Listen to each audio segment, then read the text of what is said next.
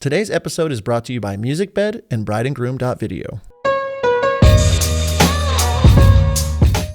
Hello and welcome to the How to Film Weddings podcast. My name is John Bunn, and today I'm going to be your fearless leader flying solo again for an episode entitled 5 Ways to Make More Money in 2025. I think after the success of last week's episode of why I cut my prices in half, I really wanted to go deeper on some of the things I'm doing to ensure that I make more money in 2025 as the market has shifted. And just as a note, if you haven't watched or listened to last week's episode, I strongly recommend you pause this episode, go back and listen to last week's episode first.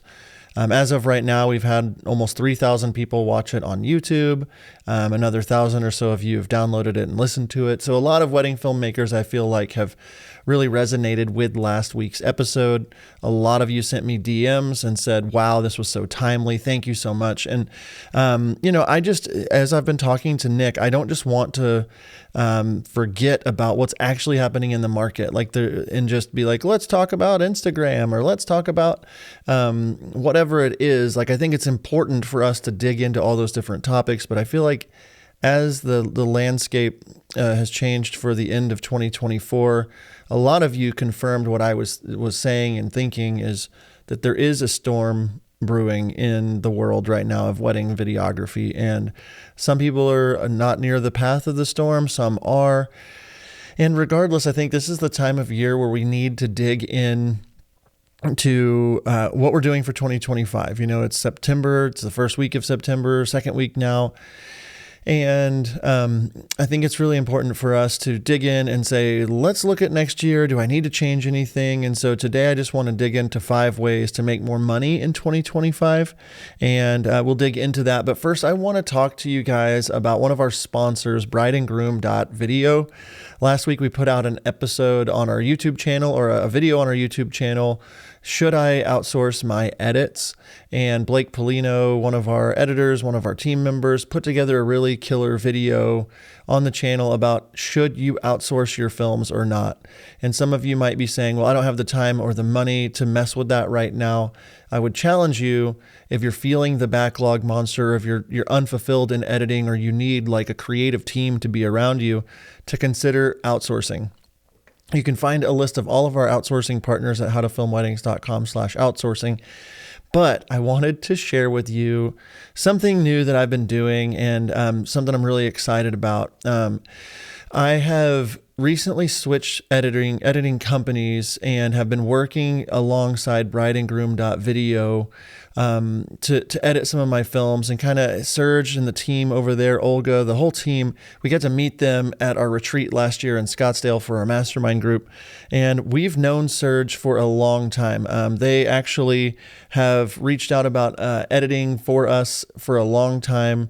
And honestly, they've just won me over with their consistency, the way that they have been helping How to Film Weddings members. And so many of you use brideandgroom.video already, but maybe you're on the fence, and I just wanted to point you to them. I just got my first edit back from them right before I hit record on this episode. And I sent Nick and Blake a text message that I can't read on the air because it includes some expletives, but I was just like, holy crap, this is the first edit they've done for me, and they blew it out of the water. This is an edit for a couple that had 2 different wedding ceremonies, one in Oregon, one in Oklahoma. There was an Indian ceremony, there was a Western ceremony, there was a story session, there was all these different speeches, 2 different wedding ceremonies and 2 different welcome parties, all the Indian festivities, all of the things. And I was just very concerned to send them this first edit. And I told them that. I was like, I'll send this to you, but I'm nervous that it's not going to, it's a big project. Not only did they get it done for me in a very short amount of time, I'm talking weeks. I just watched the film, and I think I have 2 or 3 very small changes, very small changes. And that, before we even get into these 5 ways to make more money, this is going to make me more money because I have more time to do the things like connecting with couples or figuring out how to get to networking events or how to market myself. And so for me, I don't gain a lot of joy from editing. And so this is saving me time and money by using someone like brideandgroom.video. So they didn't ask for this shout out. I just wanted to shout them out. Check out Blake's video from last week about should you outsource. A lot of good info on there. And our friends at brideandgroom.video, they do have a promo code for us. It's HTFW 100, I believe. You can find it over on the outsourcing page, but I think they'll give you $100 off your first edit. So the price is right for the edit for them, all of it. I'm very, very impressed with what I have seen with brideandgroom.video, so be sure to check them out. So without further ado, I want to jump into this week's episode and get right into some of these points. The first thing I wanted to say is making more money sometimes can be saving you time. And some of these points are going to talk about that. The very first one to make more money that I have written down is to change your offerings, change your packages. Sometimes you can change what's inside of a package without lowering the price. So you're going to end up saving money by spending less time. And the net result is an increase in your hourly wage, the amount you're getting per hour. I have recently done that a little bit to include some options that do capture some lower hanging fruit, as I've had a harder time booking, to where instead of starting over 10,000, I can start 7 or 8,000, and that gets some people in the door and allows me to upsell them and different things later. And so changing your packages might look like including a little bit less inside of them. Maybe you don't include ceremony and toasts for 2025. Maybe you don't include that teaser that you usually include, or maybe you offer a little bit shorter of a film. I'm not saying to do all these things, but do the packages that you're selling right now help you to book weddings for next year, especially if you're low in bookings? And if they don't, how can you get that number to a rate where you get more inquiries and you get people reaching out? And similarly to what I did, and I'll talk about it a little bit more this week, but I just booked a wedding for half as much as I typically book, but I offered a lot less in that option. After I met with the couple again, after they booked and they were on the hook for the wedding, they realized I wasn't out to scam them. They then have now added almost $2,000 of add-ons, bringing my rate way back up, and my deliverables are very simple for this package. So it's a win-win. So number one, consider changing your packages. Look at what is in your collections and see, does this make sense for 2025? Look at what people booked for 2024. See what your market needs and then serve that market. You don't have to throw everything in every single year. I remember whenever I removed ceremony and toasts from my offerings 5-10 years ago, nobody said anything. They kept booking me, and they didn't have to have the ceremony. A lot of people added it in. And so that's a great way to make more money in 2025. Now, the next thing, point number 2, and this is kind of like a strategy shift, but I've seen a lot of questions in our Facebook group about, should you put your prices on your website? What should you put on your website? It might mean that, things are changing. And so number 2 is take your prices off of your website, or at least only put a starting price on your website. And hear me out. Some of you guys put all the prices on there. You don't want to deal with sales. If you're struggling to make money and you're giving all the data, or if you're putting too high of a starting price, couples aren't just thinking about video. Unfortunately, they're making choices, and honestly, it's a business transaction, so they're trying to find the best deal. And you might want to take your prices down off your websites, and the result of having no prices on the website typically is that you're going to get more inquiries. The downside is that more inquiries can come in that are not good for you, people that you waste your time on and things like that. But taking your pricing off of your website or making it a little less easy to see everything could be a good way to make more money in 2025, because you can get an inquiry and you can talk to somebody and you can hear from them and learn their story, learn their budget, and build value. I don't recommend them not knowing the prices at all or the price range at all by the time that you talk to them. But getting that first step where they take that little step toward you and say, my wedding is this date, here's my email address, can start a conversation. And in 2025, you might have to have more conversations to get the same amount of bookings you did in 2023. Again, looking back to last week's episode, things are different. And so for me, I took my starting prices off my website. I immediately started getting more inquiries. Of the 10 or so new inquiries I've gotten in the last 2 weeks, one of them has been really solid and 2 or 3 of them have been kind of solid. But I'm working with, and I have a meeting actually tomorrow with a couple for, an $8,000 to $10,000 range package, because my packages didn't say $12,500 starting point on my website. Again, I've lowered my prices. I'm willing to build lower collections, changed my packages like in number 1. I took the prices off my website and I've gotten inquiries, and now I'm on a second meeting tomorrow with a bride and her mother.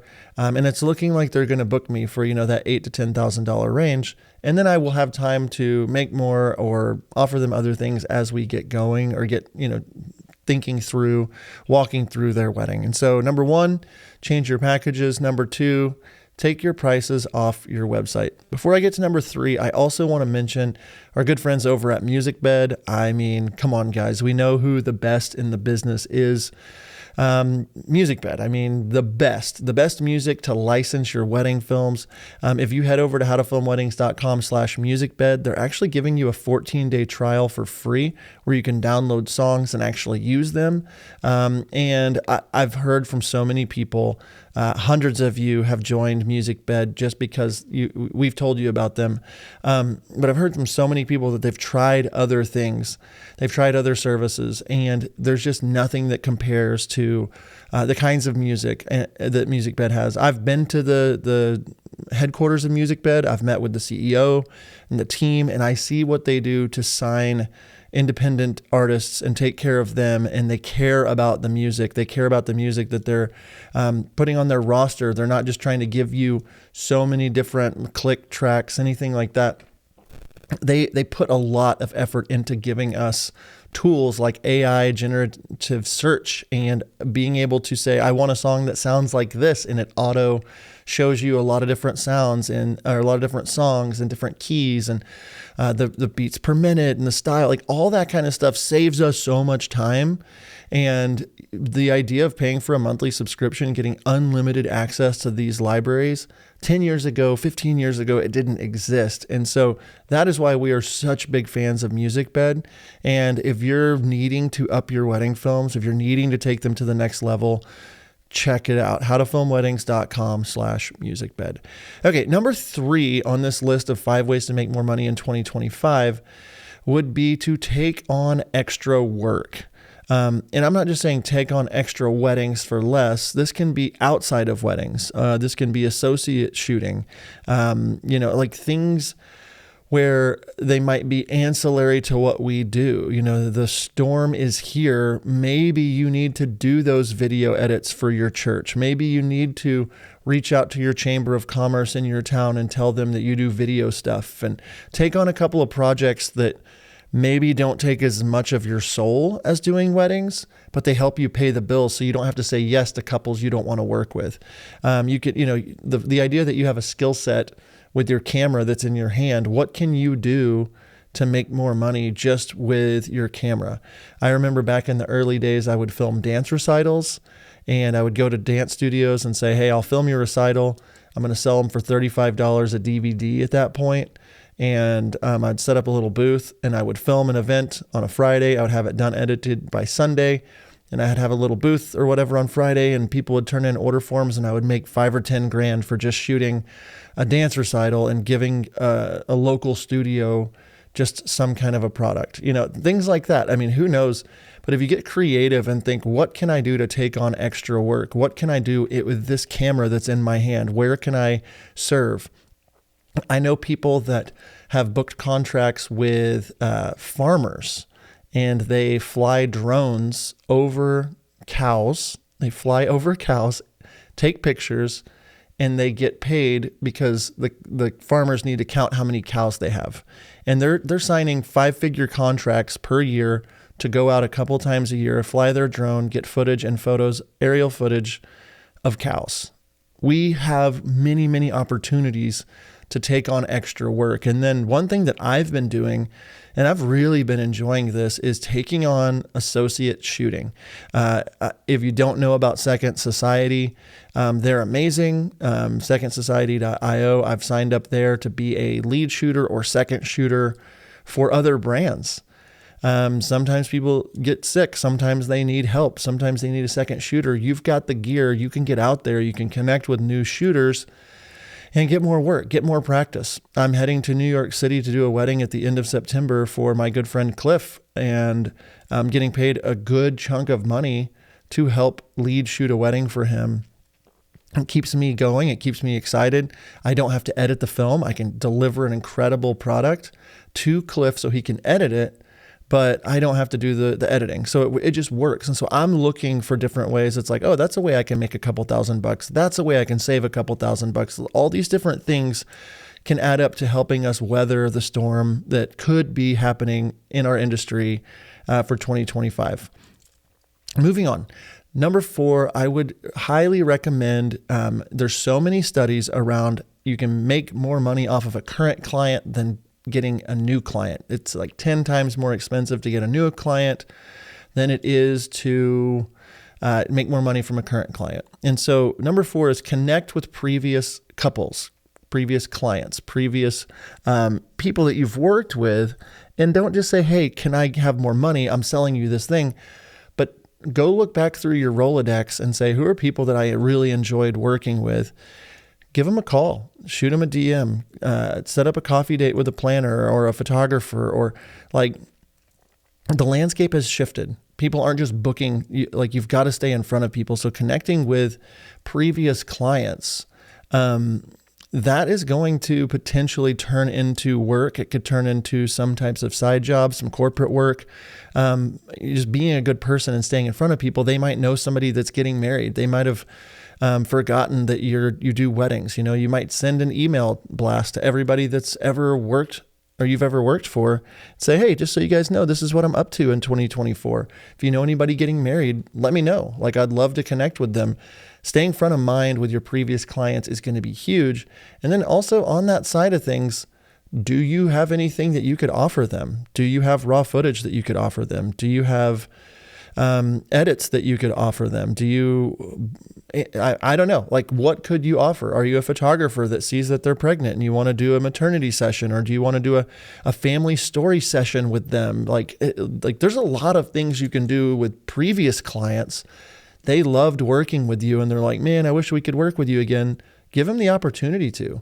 What if you started a business that was just telling family stories, and you go back to all of your clients and you say, hey, I want to give you a free story session. I want to give you a free session, an in-home session. I'm going to edit for you for free. You do that for one person, one couple that you just loved. It might take you 5 or 6 hours, but you make a story session, and now you've got a product that you can email to everybody else that you've worked with and say, hey, I'm doing story sessions. They're $1,000. How many of those could you sell? So connecting with previous clients, having this mindset that you might want to take on some extra work, these are all things that are right there parallel to the wedding film world, and can get you through, can open up a new avenue, a new bucket to catch rain whenever it falls. And so connecting with previous clients is a great way to make more money in 2025.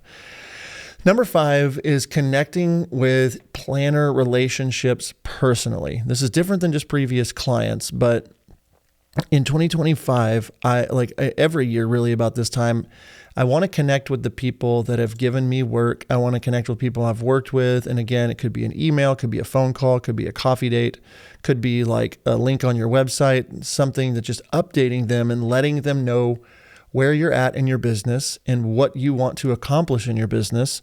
And if that aligns with any of their clients, to please let you know.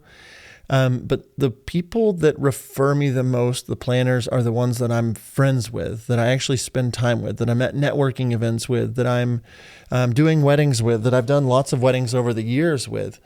And because of the nature of my business, I've been doing a lot of traveling. So what I'm doing is kind of reaching out to some of my local planners and just saying, hey, just so you know, I'm really wanting to do more local weddings. I'm traveling a lot. I would much rather sleep in my own bed. Like, I'm just letting them know where I'm at for 2025 is a little fatigued from traveling. I'm willing to work with them on prices if they have any couples that fit this, and this. I'd love to be able to work with them.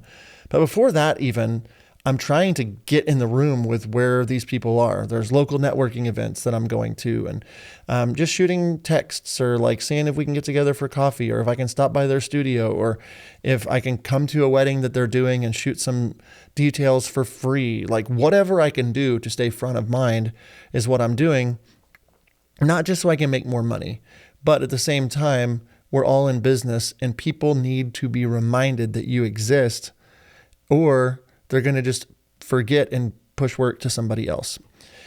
And so we've got 5 different things here on ways to make more money. Number 1, you change your packages. Number 2, maybe change or take the prices off your website. Number 3, take on extra work. Number 4, connect with previous clients. And number 5, connect with planner relationships personally.